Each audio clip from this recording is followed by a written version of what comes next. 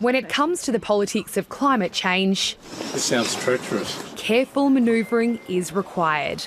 Climate change is real. We accept the science.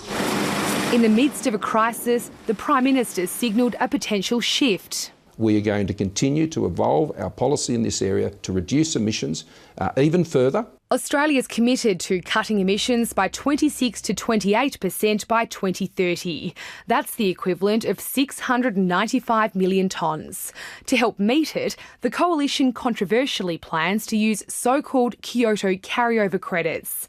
That would allow about 370 million tonnes of excess emissions achieved under the 2020 target to be rolled over to the 2030 target.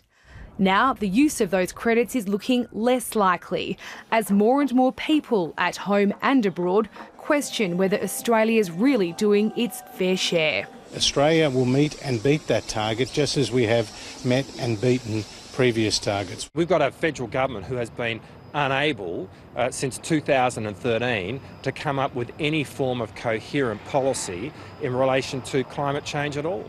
Even some within government agree it's got an image problem, and that's partly why the language adopted by the Prime Minister and his senior colleagues has started to shift.